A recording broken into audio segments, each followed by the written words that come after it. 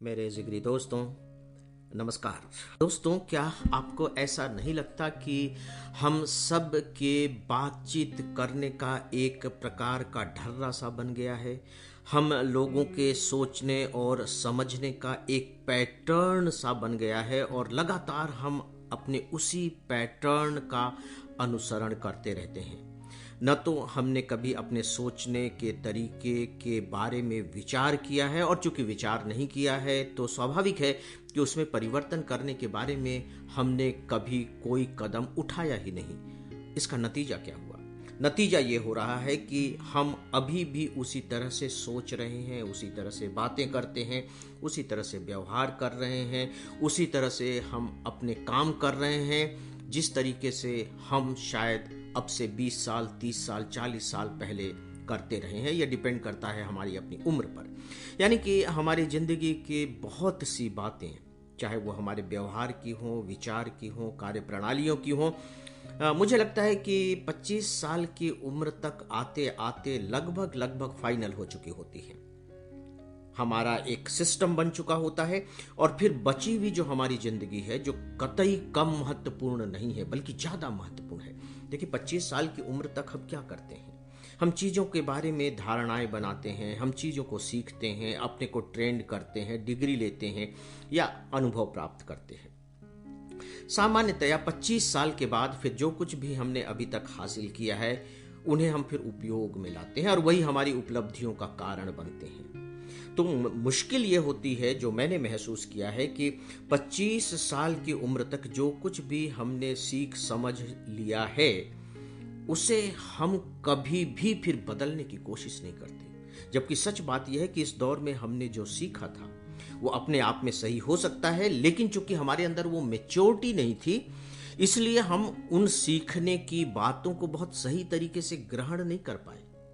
देखिए, वाक्य अलग बात है, लेकिन वाक्यों से जो अर्थ निकलते हैं, उनका जो भावार्थ होता है वो बिल्कुल अलग होता है, एकदम डिफरेंट होता है। तो इस उम्र में तो हम ज्यादातर सीधे सीधे अर्थों को ही पकड़ते हैं। एक बात कह दी गई है, उसका अर्थ क्या हुआ, बस केवल हम उसे जानते हैं। हम उसके जो व्यापक संदर्भ हो सकते हैं, उसके जो भावार्थ हो सकते हैं, उसके जो संकेत हो सकते हैं, उन्हें हम पकड़ नहीं पाते। और जाहिर है कि फिर आगे की हमारी जो जिंदगी है इसी तरह से बहुत ही संकीर्ण, या कह लीजिए नैरो पाथ पर, बहुत ही संकीर्ण मार्ग पर बढ़ने लगती है। मैं आज आपको केवल 2 छोटे छोटे उदाहरण दे रहा हूं। ये बिल्कुल सच्ची घटना है और कल की मेरे बातचीत के अंश हैं।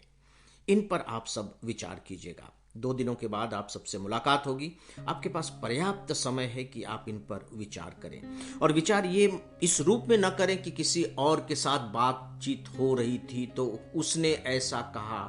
नहीं, इसके माध्यम से हम सबको चाहिए कि हम अपने को भी टटोलें कि कहीं ऐसा तो नहीं कि वह जिसके बारे में हम अभी सोच रहे हैं हमारे अपने अंदर भी बैठा हुआ हो। विचार कीजिएगा फ्रेंड्स। पहला उदाहरण, मेरे पास एक मेरे परिचित आए और बड़े उदास, निराश और परेशान से थे। मैंने कहा कि भाई क्यों, क्या बात हो गई? तो उन्होंने बताया कि मैंने एक काम किसी को सौंपा था, नौजवान को सौंपा था, और 3 महीने से वो काम लिए हुए बैठा है और कर ही नहीं रहा है। तो मैंने कहा कि कोई परेशानी आ गई होगी, आप उससे बात कीजिए कि वो आपका काम क्यों नहीं कर रहा है, जबकि आपका काम ये इतना महत्वपूर्ण है, आपको लगातार डिले होते चले जा रहे हैं। उससे बात कीजिए। बोले नहीं, मैं लगातार उससे बात कर रहा हूं। दरअसल हुआ यह कि उनके पिताजी को पैरालिटिक अटैक हो गया था, जिसे हम लकवा मारना कहते हैं। 3 महीने पहले पैरालिटिक अटैक हो गया है, और पैरालिटिक अटैक होने के कारण जब भी मेरी बात होती है तो वो कहते हैं कि नहीं नहीं, अभी मैं उस काम को नहीं कर सकूंगा। ये पहला उदाहरण। बहुत छोटी सी बात मैंने आपको बताई है, लेकिन इस पर विचार कीजिएगा और गंभीरता से विचार कीजिएगा, चलताऊ तरीके से नहीं, और अलग अलग एंगल से विचार कीजिएगा। दोस्तों, जो दूसरा उदाहरण है वह भी काफी कुछ इसी से मिलता जुलता है। उन्होंने फिर एक दूसरे व्यक्ति के बारे में बताया कि कुछ काम उन्होंने एक दूसरे व्यक्ति को सौंप दिया। वो भी नौजवान है, बिल्कुल नौजवान, 25, 26, 27 साल के लड़के को आप क्या कहेंगे, नौजवान ही कहेंगे। वो भी बिल्कुल नौजवान है। उसको उन्होंने कुछ काम दिया था, और मजेदार बात है कि काम देने के बाद 4 महीने तक उससे कोई संपर्क ही नहीं हो पा रहा है। संपर्क ही नहीं हो पा रहा है। और मैं आपको बताना चाहूँगा कि ये जो नौजवान लड़का है, उन्होंने खुद बताया कि ये बाकायदे आईएएस के एग्ज़ाम की तैयारी कर रहा था। इसका मतलब है कि उसके एम्बिशंस हैं, वो काफ़ी एक्टिव होगा, काफ़ी हम सोच सकते हैं कि तैयारी करने के दौरान वो काफ़ी कुछ सतर्क भी हो गया होगा, स्मार्ट हो गया होगा। बोले 4 महीने से उससे कोई कांटेक्ट ही नहीं हो पा रहा है, मैं फ़ोन कर रहा हूँ तो नहीं मिल रहा है, मैंने ईमेल किए तो उसके जवाब नहीं आ रहे हैं, बात ही नहीं हो पा रही है। और वो जवाब भी, चूंकि अब बात नहीं हो पा रही तो वो जवाब भी नहीं दे पा रहा है कि उसके काम का क्या होगा। अगर वो मना कर दे तो वो काम वो किसी दूसरे को सौंप दे। दोस्तों, अब इसमें एक और प्लस पॉइंट है। प्लस पॉइंट है, लेकिन कल मेरी उससे बात हो गई। उन्होंने इत्तेफाक से बताया कि लेकिन कल मेरी उससे बात हुई। तो मैंने कहा कि भाई मैं इतना कांटेक्ट कर रहा हूं, मैं इतना परेशान हो रहा हूं 4 महीने से, आप बिल्कुल नदारत हैं, कहाँ क्या बात है? तो उन्होंने कहा कि मेरे ससुर साहब की टांग टूट गई थी तो मैं वहां चला गया था।